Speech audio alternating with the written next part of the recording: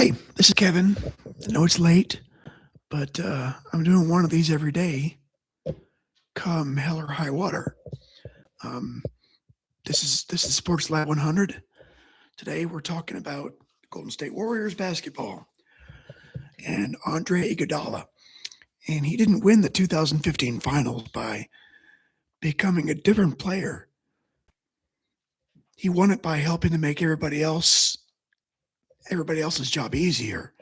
This is Warrior 37, Andre Iguodala. Um, oh shoot. Cats. My cats pooped on the. We'll worry about that later. Okay. Game 6 of the NBA Finals. Warriors at Cavaliers. Golden State leads the series 3-2. And this is the first night where the whole thing can end. For the Warriors, this is the proof. They won 67 games. Steph Curry was the MVP. Klay Thompson was the other half of the Splash Brothers. Draymond Green was turning from useful chaos into full-blown software. Steve Kerr, in his first year as head coach, took Mark Jackson's defensive foundation and attached a jet engine to it. But the finals got weird. Cleveland didn't have Kevin Love, and then Kyrie Irving went down in game 1. So what it becomes is LeBron James dragging a damaged team into the deepest water he could by himself. The Cavaliers stole game 2 in Oakland. Then they won game 3 in Cleveland. Golden State looked brilliant, young, talented, but maybe not quite ready. And then Kerr made the move. Andre Iguodala started game 4. Sounds pretty simple now because the whole sport copied the idea afterward. But in the moment, it was a bet. Take Andrew Bogut out, slide Draymond to center, put more passing, more speed, and more switchability on the floor. Let the Warriors stop trying to look like a normal champion. That's the funny thing about Iguodala. He was the big adjustment because he didn't need the ball. He was born in Springfield, Illinois in 1984. By the time he got to the NBA, he already had that strange veteran energy. Even when he was young, he looked like a guy who'd seen 1,000 coverages and judged most of them poorly. At Arizona, he wasn't just a scorer. He rebounded, he passed, he defended, and he filled the gaps. Philadelphia took him 9th overall in 2004, and that meant he walked into the end of the Allen Iverson era. Not an easy job. You're young, you're athletic. Suddenly you're being asked to grow up next to one of the most famous basketball players alive. When AI left, Iguodala became the face of the Sixers, but he was never a clean fit as a traditional franchise scorer.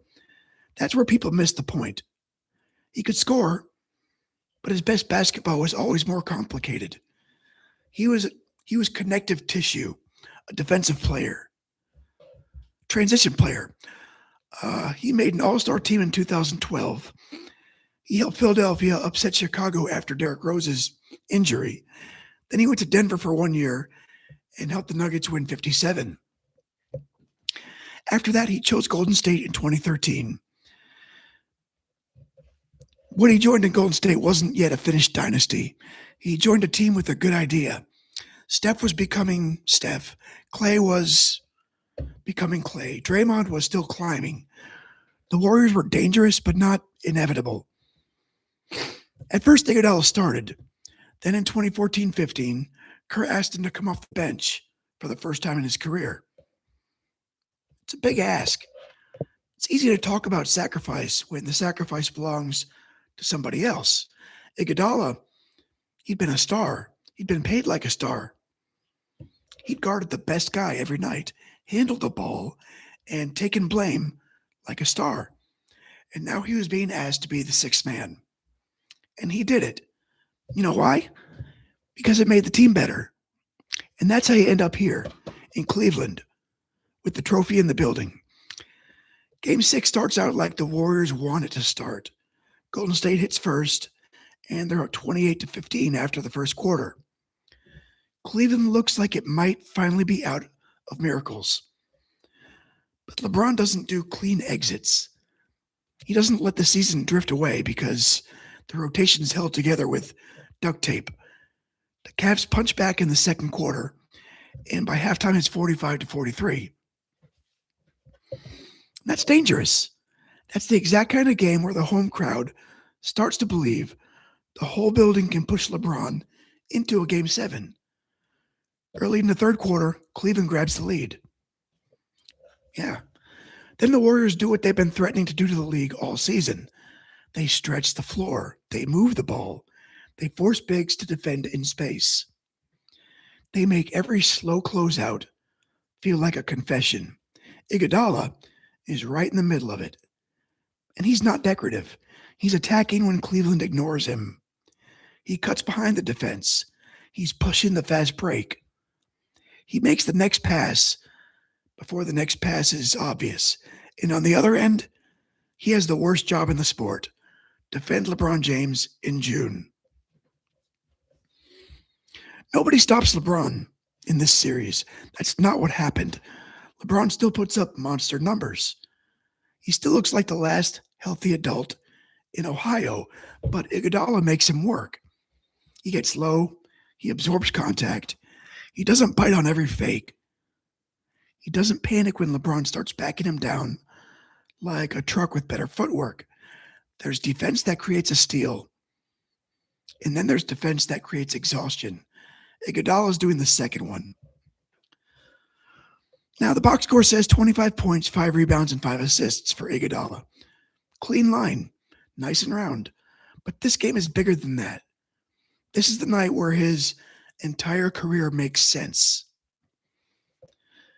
The early Sixers years, the Denver year, Olympic gold, the bench roll, small ball shift, all of it funnels into one game where Golden State needs a grown-up who doesn't care what the job description says.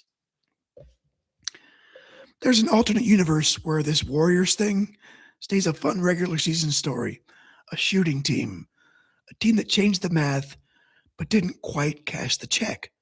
But this is where the math gets violent. Draymond Green has a triple-double. Steph Curry has 25. Iggy has 25. The Warriors aren't one thing. That's the trick. They're not just Steph pulling up from the parking lot. They're not just Clay catching fire. They're not just Draymond yelling the offense into place.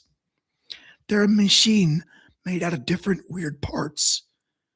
Iguodala is the part that keeps the machine from shaking itself apart. Cleveland still makes it uncomfortable late. J.R. Smith starts throwing in threes, and for a minute, the Cavs get close enough to make every Warrior do that. Every Warriors fan do that lean on the couch, hands on knees, no blinking, full hostage mode. But Golden State didn't break. The Warriors hit enough free throws. They survived the last Cleveland push. The clock runs out, and Golden State wins 105-97. First championship in 40 years. Then the finals MVP vote lands in a way that people still argue about. Andre Iguodala wins it. There's a whole argument for Steph Curry. It's not stupid. Steph was the engine. Cleveland built its whole defense around slowing Steph down.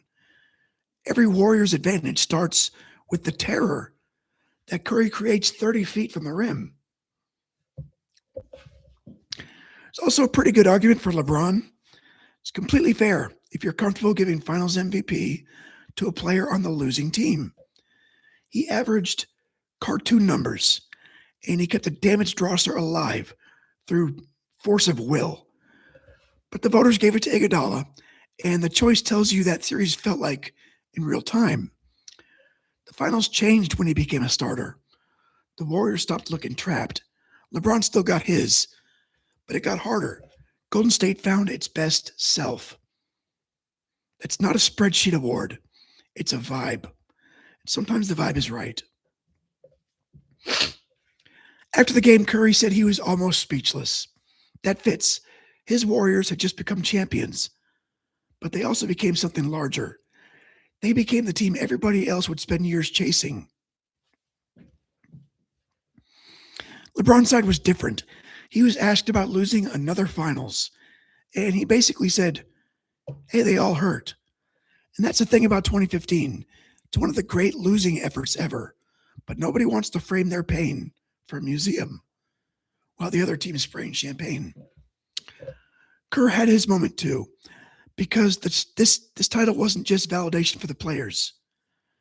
It validated the idea that a team could go small, play fast, defend like maniacs, and still survive the brutality of June.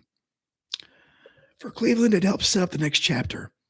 Love comes back, Kyrie comes back. Flat Earth. The Cavs don't disappear. 1 year later, they get the rematch, and that story gets louder. For Golden State, this is the start of the dynasty, not the peak. It's just the start.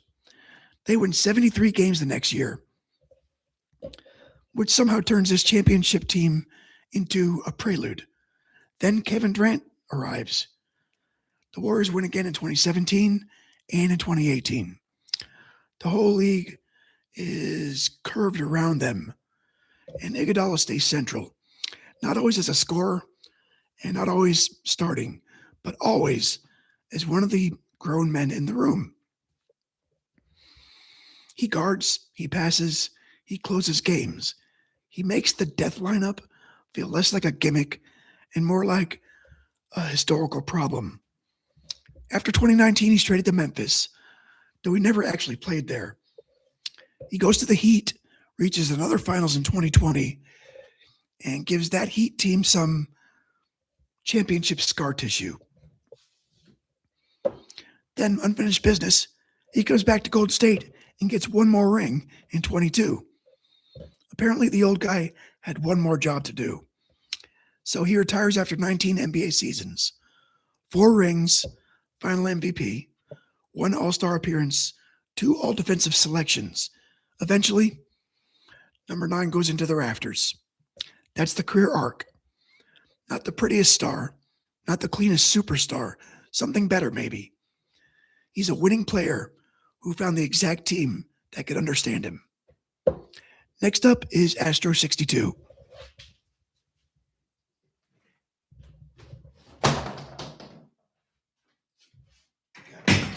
Dry erase boards falling all over the place. And Astro 62 is Garrett Cole. You remember Garrett Cole? October 5th, 2019. Oh. Stay on theme here. That one's a different kind of pressure. It's not a 6-man becoming the missing piece. It's an ace walking into October with a fastball, a slider, and the body language of a man who knows nobody in the other dugout is about to have a relaxing evening. Cole against the Rays, ALDS Game 2, 15 strikeouts. Houston trying to turn a great regular season into another deep October run, and that's next. But this one belonged to Andre Igoudala, because on June 16th, 2015, the Warriors didn't need him to become Steph Curry. They didn't need him to become LeBron James. They needed him to become the answer the whole series was asking. Can Golden State style actually win the last game? Yes. And the guy who proved it was the dude who spent the season proving he didn't need to start to matter. And I want to thank you for watching. Maybe I'll see you next time.